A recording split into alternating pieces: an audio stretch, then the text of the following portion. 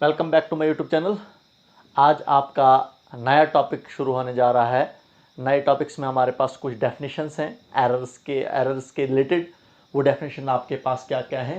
Relative error, mean absolute error, mean absolute error, relative error and percentage error. तो इन्हीं definitions को हम आज समझेंगे। ये हमारे पास डेफिनेशंस बेस्ड हैं किस पर? एरर्स पर।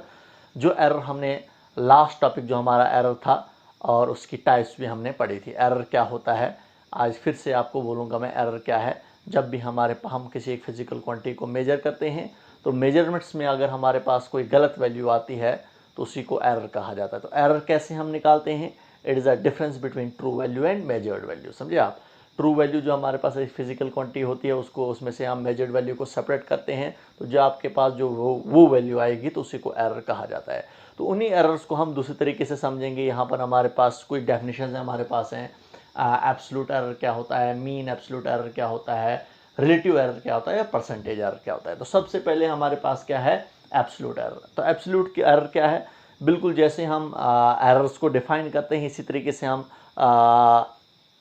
एब्सोल्यूट एरर्स को भी डिफाइन करते हैं। इसको कैसे डिफाइन करते हैं यहाँ पर मैंने ऑलरेडी लिख कर रखा है। It is a difference between true value and measured value under considerations. तो ये हमारे पास क्या होता है? ये डिफरेंस होता है हमारे पास ट्रू वैल्यू और मेजर्ड वैल्यू अंडर कंसिडरेशंस।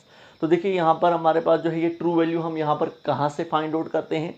ये ट्रू वैल्यू यहाँ पर हम फाइंड आउट करते हैं by taking the arithmetic means of all the measurements. समझे आप? तो जब भी हमारे पास एक फिजिकल क्वांटिटी को आप मेजर करते हो, जैसे हम एक रॉड को मेजर करेंगे तो आपके पास बार बार आप उस रॉड को मेजर करोगे तो आपके पास उसकी लेंथ जो है वो बार बार आपको डिफरेंट वैल्यू आ रही है। उसकी लेंथ जो है वो आपको सेम वैल्यू नहीं आ रही है, डिफरेंट आपके पास वैल्यूज़ आ रही हैं लेंथ की। तो फिर हम क्या करते हैं? उसका मीन निकालते हैं। समझे आप? तो मीन क्या होता है? Sum of observation divide by number of observation. Sum of observation means आप जितनी बार आपने मेजर किया, उस रॉड की लेंथ को मेजर किया, तो आपने उन तमाम मेजरमेंट्स को क्या करना है? पहली बार मेजरमेंट की हम उसको x1 से रिप्रेजेंट करेंगे। जैसे हमने पहली बार मेजरमेंट्स की तो हम उसको x1 से रिप्रेजेंट करेंगे। हम दूसरी बार मेजरमेंट्स की उसको हम x2 से रिप्रेजेंट करेंगे। तो इसी तरीके से हमने nth बार हमने उस फिजिकल क्वांटिटी को मेजर किया। तो ये हुआ sum of observation divided by number of observation. आपने कितनी बार उसको मेजर किया उस फिजिकल क्वांटिटीज़ को? हमने n बार उसको मेजर किया। तो यहाँ से हमारे पास क्या निकलता है? मीन निकलता है। समझे आप? जिसको हम x बार से रिप्रेजेंट करते हैं। तो मीन जो हमारे पास होता है, जब भी आप एक फिजिकल क्वांटिटी को मेजर करोगे आप, वो जो मीन होता है that is near about equal to the true value. हम उसको बोलते हैं this is the true value. समझे आप? जैसे अभी आपको मैं कहूँगा, मैं ये आपके पास डस्टर है, इसका मास हम मेजर करने के लिए जाएंगे तो एक बार हमारे पास वैल्यू आ रही है 1 kg, दूसरी बार आ रही है 1.2 kg, तीसरी बार आ रही है 1.4 kg, चौथी बार आ रही है 1.5 kg। तो ये एरर आ रहा है आपके पास। तो हम तमाम उन मेजरमेंट्स को ऐड करेंगे। समझे आप? पहली बार जो आपके पास मेजरमेंट आई, दूसरी बार जो मेजरमेंट आई, इसकी हमें इसी तरीके से हमने n बार इसको मेजर किया डिवाइडेड बाय n का मतलब होता है आपने कितनी बार इसको मेजर किया। तो वहाँ से आपके पास निकलेगा मीन निकलेगा। तो x बार से हम उसको रिप्रेजेंट करेंगे। मीन का मतलब हुआ arithmetic mean of all the measured physical quantities जो हमने मेजरमेंट्स किया आपने। समझे आप? Arithmetic mean of measurement. समझे आप? तो हमने ये मीन निकाला। तो मीन अभी जो मैंने आपको कहा, मीन कैसे निकालते हैं? Sum of observation divide by number of observation. तो ये जो मीन जो होता है that is near about equal to the true value. ये ट्रू वैल्यू के इक्वल होता है। क्लियर आपको? तो ये हमारे पास जो होता है ये मीन पहले हम निकालते हैं। तो अब हम क्या निकालेंगे? एब्सोल्यूट एरर क्या होता है? It is a difference between true value. अब ट्रू वैल्यू आपके पास क्या है? आपके पास है ये मीन जो है आपके पास ट्रू वैल्यू होगा and measured value under considerations. तो जैसे आप अभी हम फर्स्ट मेजरमेंट्स के लिए क्या निकालेंगे? Absolute error. तो इसको हम किससे रिप्रेजेंट करेंगे? डेल्टा x1 से रिप्रेजेंट करेंगे। तो ये किसी को होगा? It is a difference between true value अब आपके पास क्या होगा? x बार होगा minus measured value. First measurements के लिए अगर आप एब्सोल्यूट एरर निकालोगे आप, तो फर्स्ट मेजरमेंट्स आपके पास क्या है? x1 है। तो ये फर्स्ट मेजरमेंट्स के लिए हमारे पास क्या निकला? This is the absolute error for first measurements. इसी तरीके से हम सेकंड मेजरमेंट्स के लिए हम एब्सोल्यूट एरर निकालेंगे तो उसको हम किससे रिप्रेजेंट करेंगे? डेल्टा x2 से रिप्रेजेंट करेंगे हम। तो ये किसके होगा, that is true value minus measured value for second measurement. Second measurement आपके पास क्या है, x2 है, तो ये आपने क्या निकाला, absolute error for second measurements. तो ये हमारे पास क्या है, this is the difference between true value and measured value under consideration. इसी तरीके से आप क्या निकाल सकते हो, आप प्लस सो ऑन, आप nth मेजरमेंट्स के लिए भी क्या निकाल सकते हो, आप एब्सोल्यूट एरर निकाल सकते हो आप, तो वो भी हमारे पास किसी को लगा, वो x बार माइनस एक्स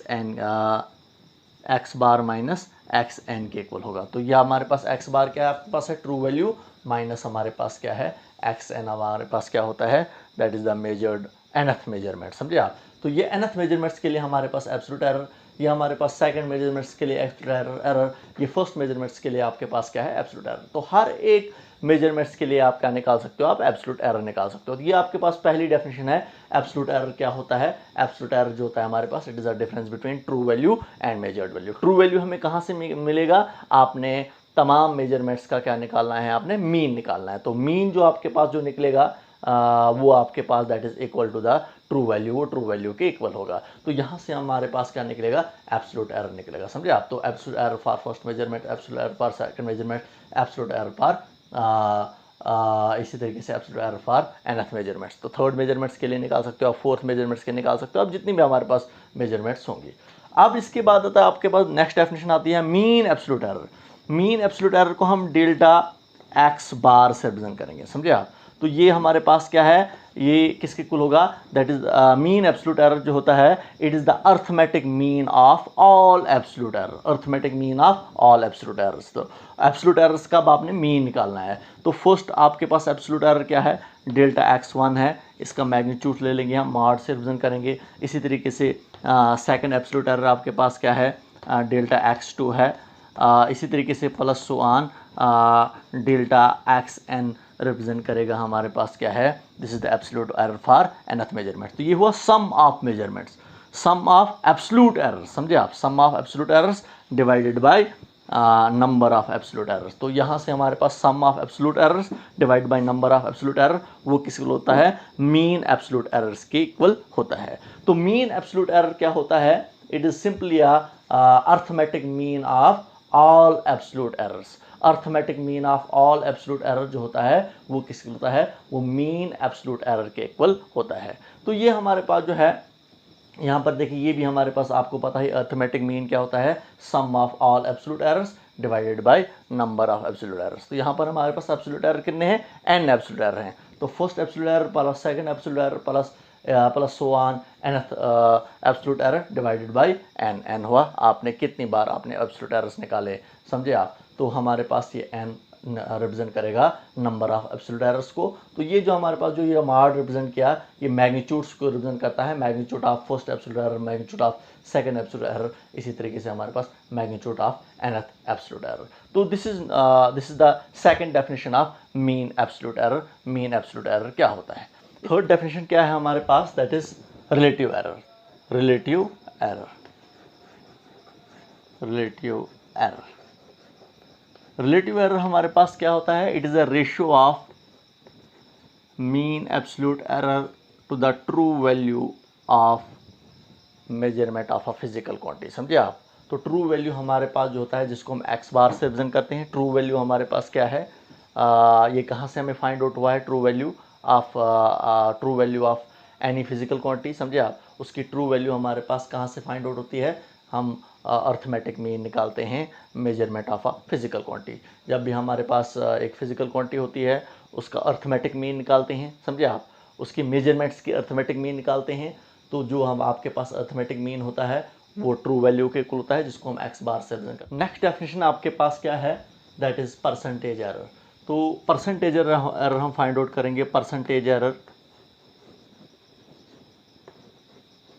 क्या होता है, परसेंटेज एरर को कैसे डिफाइन करते हो आप। इसका मतलब परसेंटेज एरर से आप ये भी फाइंड आउट कर सकते हो आप कि हमारे पास एक फिजिकल क्वांटिटी में कितना परसेंट एरर आ रहा है, वो हम फाइंड आउट कर सकते हैं। तो परसेंटेज एरर जो होता है, that is relative error delta x bar divided by x बार, ये हुआ आपके पास रिलेटिव एरर। इसको हम 100% के साथ मल्टीपल करते हैं तो आपके पास क्या निकलता है, परसेंटेज एरर।